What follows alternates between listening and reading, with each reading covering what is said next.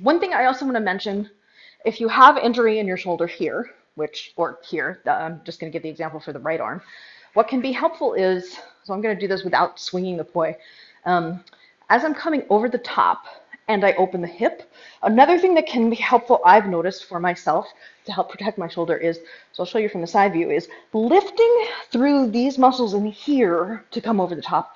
Let me show you from the front view. So just, instead of just opening to the back with the hip, also lifting up. Because part of the issue is when you're doing the polyrhythmic here, right? It's 4 petals versus 0 petals, or 3 rotations versus 1 rotation. You need a little bit more time with that hand doing the extension.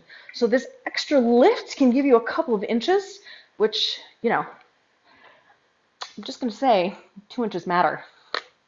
I'm lifting through these muscles here, and so maybe it'll help coming through, showing from the front. Now, the added bonus that happens with that is, so if I just open with the hip, watch how far out my hand is. Okay, now watch what happens when I lift through here as well. See how much closer to my body it is?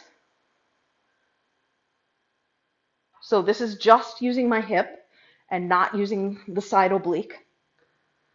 And now this is using the hip and the side oblique. So there's an extra motion happening through. Like, I can feel the engagement through here, and I can feel how much of a difference it makes in the length of the move.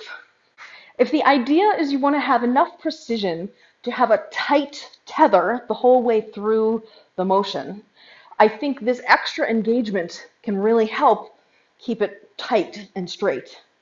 I mean, my results may not be perfect. Do better than me. Subtle distinction here. I am speaking to engagement through this part down here more than up here. One way that we can practice this is if you stand here like this and you practice isolating the lift. So I'll move even closer to the camera so you can see better. I'm practicing lifting here through this muscle. I'm not engaging with the hand.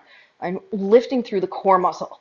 So this is one of the reasons, if you've never, even like 3 online Pilates, 3 online Pilates sessions may really assist you in having the body awareness, because it really helps you learn how to isolate the muscles. That's the whole thing with Pilates, is learning how to isolate the specific muscles. So just learning how to do this lift with just this engagement is huge. I mean, I know it doesn't seem like much, but in the context of this extra like microsecond that you need going over the top, I think it is a huge difference. Just something to think about. It's down here more than up here. Okay, you're a man. Men typically have stronger upper bodies than women do. So it might be that you were engaging these muscles here rather than these muscles here. I'm not saying that's bad. I was just pointing out what I'm doing. It's just an extension of using your core muscles. It's just a different part of them. So added bonus, another way that you can practice this without using your poi, but to actually develop the body skill, go up to a wall. Once again, I must point out, empty wall. No things on the wall, so you don't accidentally hit them and knock them off. You want to be able to get as close as possible as you're doing it. So even just standing here like this and practicing coming around has so much utility, in my opinion. Seems like a rudimentary drill, but sometimes the little things are the things that make the most difference when you're doing something as subtle as poi.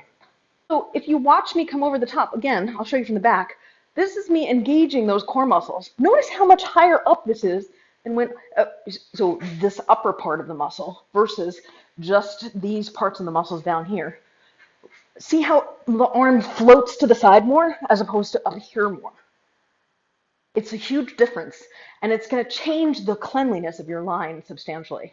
Having a circle this big on the side versus that big.